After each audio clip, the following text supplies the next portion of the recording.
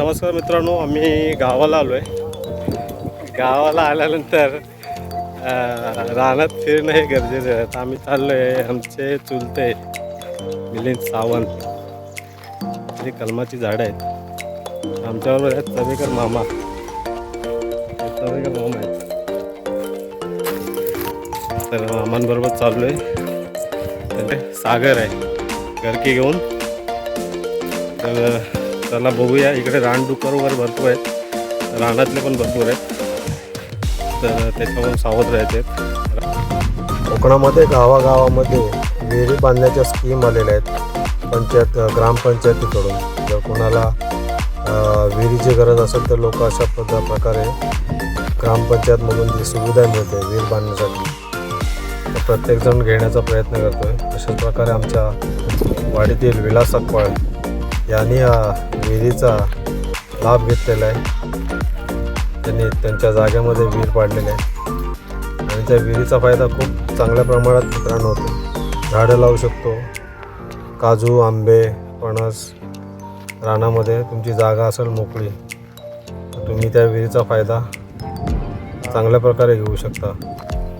म्हणून सरकारने प्रत्येक शेतकऱ्यासाठी ही विहिरीची स्कीम अंमलात आणली होती मित्रांनो. तर भरपूर लोकांनी या विहिरीचा फायदा घेतलेला आहे.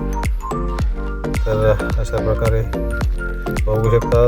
मे महिन्याचं ऊन नाही, संध्याकाळी आम्ही 4 वाजता निघालो.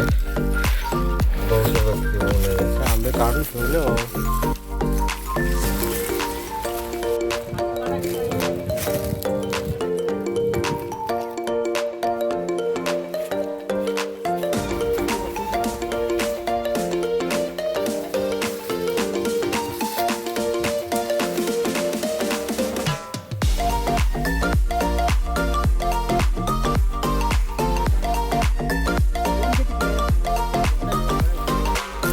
ह्या साईडने टाक, ह्या साईडने पण टाक.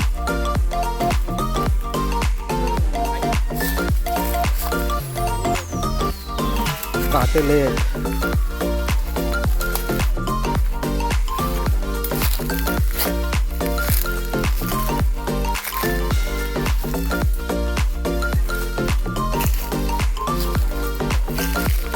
काही आंबे चोरून नेलेत लोकांनी.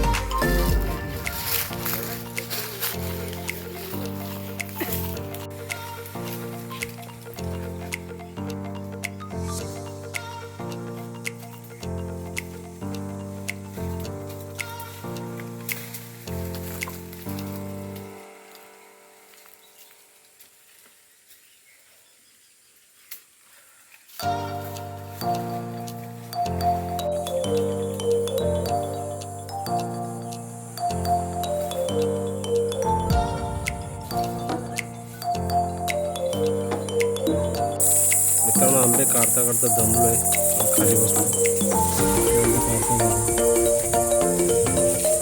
मी खाली बसलो.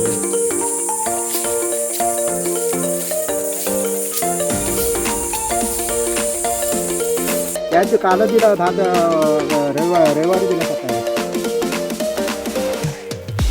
थांब त्याला फोन लावतो. संध्याकाळी अचानक पाऊस आल्यामुळे आम्ही निघालो. आंबे काढून निघालो 7 दिवसातून. किती वाजले आता रिया? 6 वाजले ऑलमोस्ट. काळू झाला आणि वारा पण सुटला आहे. पावसाची शक्यता आहे. चला.